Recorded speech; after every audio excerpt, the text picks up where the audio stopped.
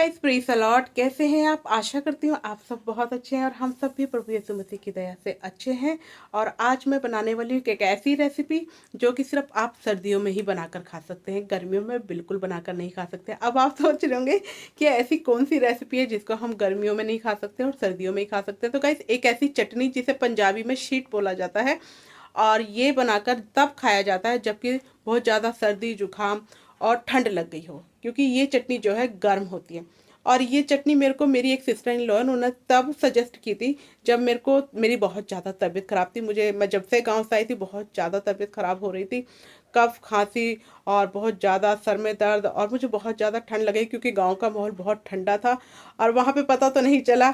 और क्योंकि सबके बीच में बहुत इन्जॉय किया मैंने, लेकिन यहाँ आने के बाद मेरी तबीयत ज़्यादा ख़राब हो गई थी और मैंने बहुत सारी चीज़ें की, घर की ही की। मैंने बिल्कुल दवाई नहीं ली क्योंकि दवाई मैं पहले खा चुकी थी गांव के अंदर और मैं चाहती थी कि कुछ ऐसे ही ठीक हो जाऊं। तो घर के बहुत सारे नुस्खे मैंने किए।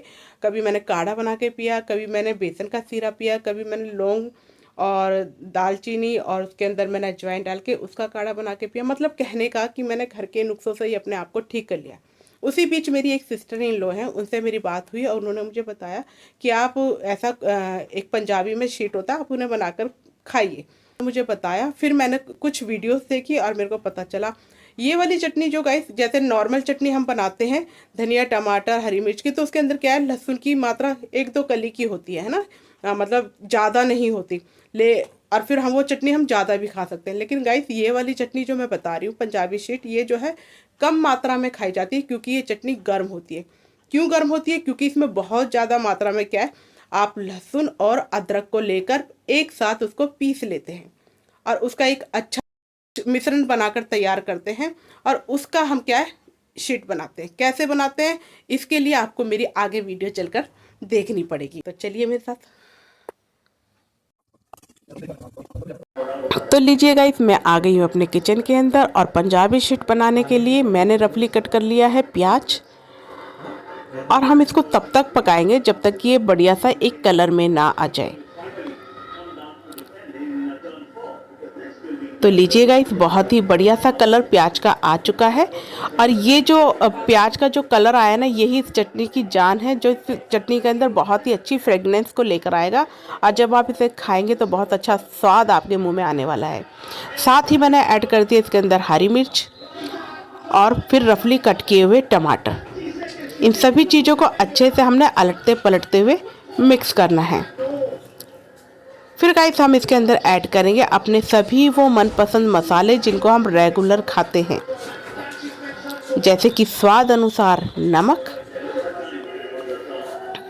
हल्दी, धनिया पाउडर, गरम मसाला, और अगर आप ऐड करना चाहते हैं तो इसके अंदर आप मिर्च पाउडर भी डाल सकते हैं। तो थोड़ा सा मैंने मिर्च पाउडर भी इसके अंदर ऐड किया है।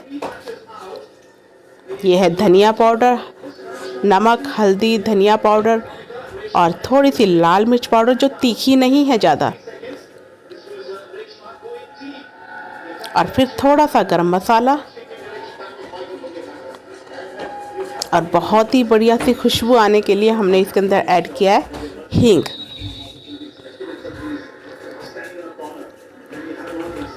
तो गाइस, यहाँ पर हमने अपने सभी मसाले जिनको हम रेगुलर खाते हैं वही मसाले मैंने इसके अंदर ऐड किए हैं और इसको अच्छे से अलटते पलटते हुए जब तक कि हमारे ये जो टमाटर है ना पक ना जाए, सॉफ्ट हो जाए, फिर हम उसके बाद इसके अंदर ऐड करेंगे ये है सिर्फ और सिर्फ लहसुन अदरक का पेस्ट।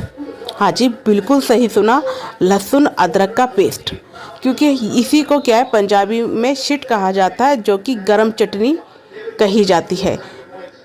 तो ये है लहसुन अदरक का पेस्ट। अमूमन जब हम चटनी बनाते हैं तो उसके अंदर क्या है, लहसुन की मात्रा बहुत कम होती है, और लेकिन ये स्पेशली ये चटनी लहसुन अदरक की ही होती है, जिसको कि पंजाबी में शीट कहा जाता है, जो गर्म चटनी होती है और स्पेशली ये सर्दियों में ही खाई जाती है। इसको बहुत देर तक पकाना पड़ेगा सिम के ऊपर, और जब तक पकाना जब तक कि ये पक कर बिल्कुल थोड़ी सी ना हो जाए और इसके अंदर से तेल अलैदा हो जाए। डैडी कैसे कर रहे हैं? ऐसे लगा है, ऐसे और इसके पास आप खड़े रहिए, हल्की आंच पे इसे पकाइए। मैंने इसके अंदर थोड़ा सा पानी भी ऐड कर दिया है जिस बर्तन में लहसुन अदरक का पेस्ट था, ताकि ये लगे ना। अगर ये लग गई तो इसके अंदर एक अलग सी स्मेल आ जाएगी जो कि इस चटनी के स्वाद को बिगाड़ देगी। आप इसके पास खड़े होकर हल्की आंच पर धीरे धीरे आप इसको पकाइए। हमने इस चटनी को तब तक पकाना है जब तक कि अदरक लहसुन पक जाए और उसका टेस्ट कच्चा ना रहे। तो आप देख सकते हैं कितनी बढ़िया तरीके से ये पकने लगी है और इसके साइड से जो है तेल बाहर आने लगा है। तो गाइस ये पकते पकते बिल्कुल जो है थोड़ी सी हो जाएगी, उससे क्या है तेल अलग हो जाएगा। फिर हम इस पता लगा सकते हैं कि हमारी ये जो छिट है बहुत अच्छी बनकर तैयार हो गई है। तो देखिए कितना बढ़िया मसाला हमारा बनकर तैयार हुआ है। तो अभी ये थोड़ी देर और पकेगा, इसको काफ़ी देर तक पकाना पड़ता है हल्की आंच पर। तेज़ आंच पर ये जलने का खतरा होता है क्योंकि अदरक लहसुन जो है कढ़ाई में चिपक सकता है। आपने इसे हल्की आंच पे बीच बीच में स्पैचुला चलाते हुए पकाना है। तो गाइस जब मैं इस चटनी को बना रही थी तो इसके अंदर से अदरक लहसुन की इतनी तेज़ हींग की खुशबू इतनी तेज़ आ रही थी, मैं क्या बताऊं।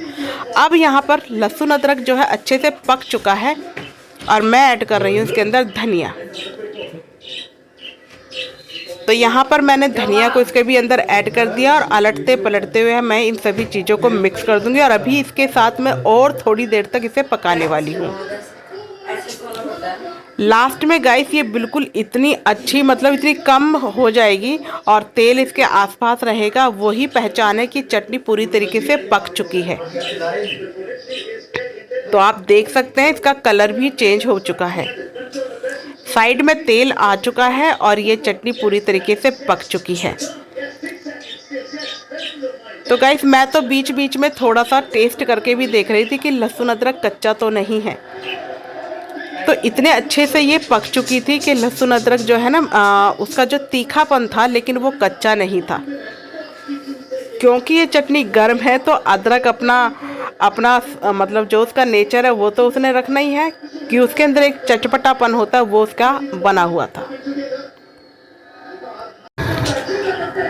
तो देखिए धीमी आंच पर अब ये मैंने और इसको सिम कर दिया है। पहले मैं पास खड़े होकर पका रही थी लेकिन अब मैंने गैस को क्या सिम कर दिया है और इस तरीके से ये पक रही है। बस ध्यान रखना है हमें इस बात को कि ये लगे नहीं, इसको हमने बीच बीच में चलाते रहना है।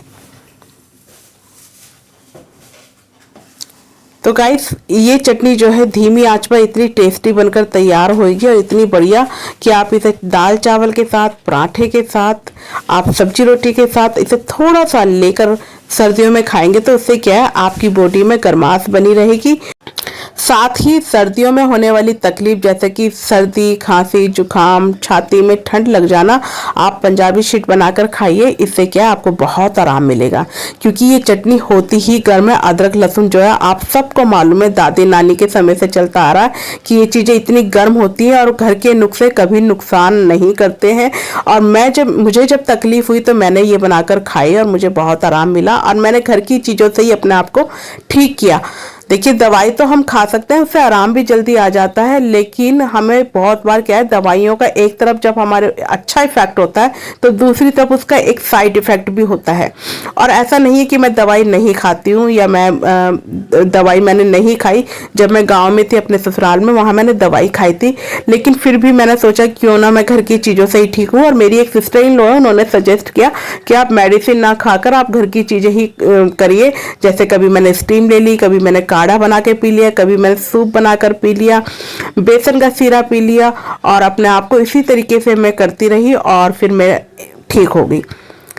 तो गाइस ये बनाकर आप पंजाबी शीट आप जरूर से खाइए, घर के अंदर रख सकते हैं। और जरूरी नहीं है आपको सर्दी खांसी जुकाम है, सर्दी के दिनों में ये बनाकर आप रख लीजिए, बच्चे बड़े सभी खा सकते हैं।